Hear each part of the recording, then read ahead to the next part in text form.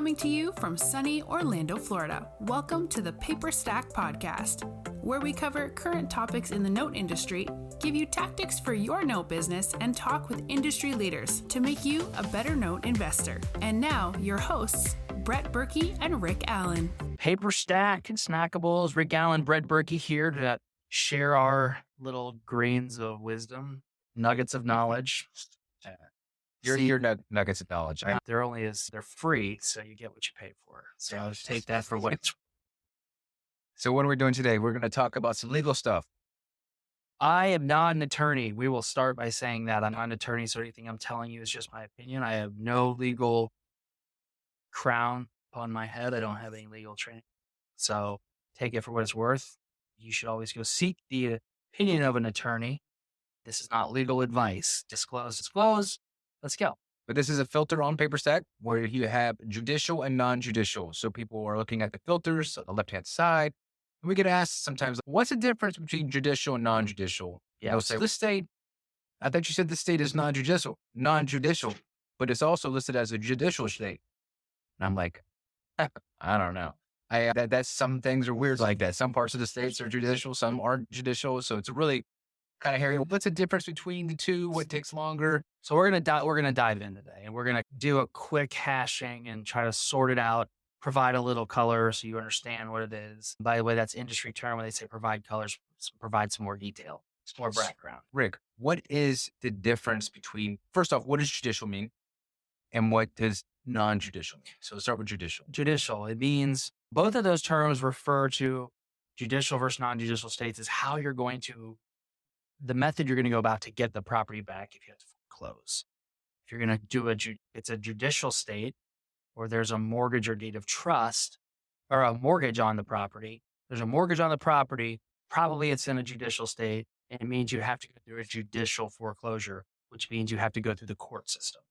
Right. So states like Florida, states like New York, Ohio, Illinois, long foreclosure states are typically judicial states, which can run 6 months, year, 2 years, 3 years in New York. Who knows? It's just they're long. So judicial equals longer foreclosure states have to go through the courts. Non-judicial means you don't have to go through the courts. You go through what's called a sheriff's sale. These are generally deed of trust states or trustee states like Georgia, North Carolina, Alabama, Texas. Now, there are some states that are both. When you record a security instrument, like a mortgage or a deed of trust, the states will accept both. So what we can do is we'll put in an Excel spreadsheet that's got a link.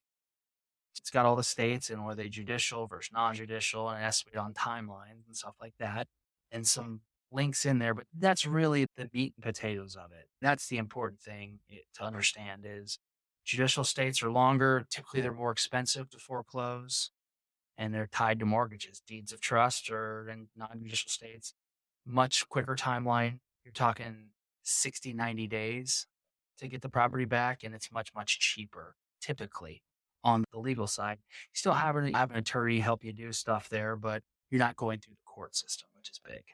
Yeah, that's interesting. Yes. That's interesting. So one's a lot faster, one's slower, and then also knowing that mortgages mean you are going to be in a judicial state always. Typically, yes. And you're looking for in a trust deed or deed of trust, you're looking for a due on sale clause. That's usually ties into a sheriff's sale. Look within the mortgage. If you're ever in question, you go looking through the mortgage or the trust deed or the deed of trust, and it'll kind of, you just have to read through the mortgage and you'll see the language in there. So the great thing about the mortgage is it tells you what has to happen. Tells you how you have to go about getting the property back. It's like the rule book to the foreclosure process. So each one's got their own nuances. You read through it. And best thing is to hand it to an attorney and say, what are we looking at here? Yeah. And so for contract for deeds, totally different ball of wax. Contract for deeds. Yes. Totally different ball of wax. And those can honestly go all over the place. Why is that? Just because it's really up to the judge. There's some precedents set to where in some states, is it less than 2 years old? Have they paid down less than 10% of the principal balance? If so, you can do what's called like a cancellation of contract. where you cancel their contract, becomes null and void. You have to then evict them from the property. But otherwise, sometimes they will make you run through a full foreclosure. That's what they do in Ohio now. They make you go through a full foreclosure.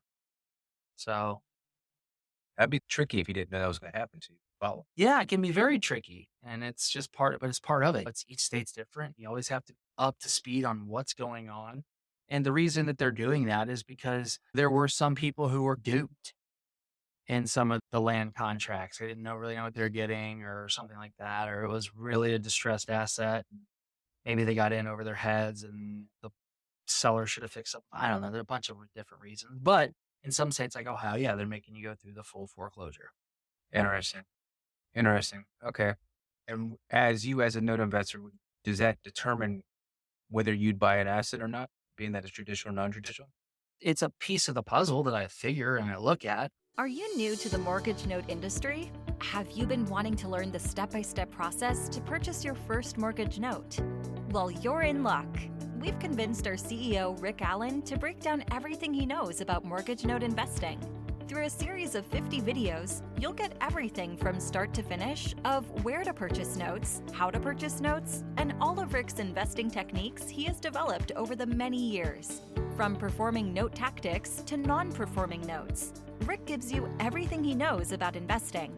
Bonuses include our glossary of industry terms, Rick's own proprietary calculators he created to evaluate notes, discounts from our partners, our Rolodex of vendors, a private Facebook group, along with a lot more.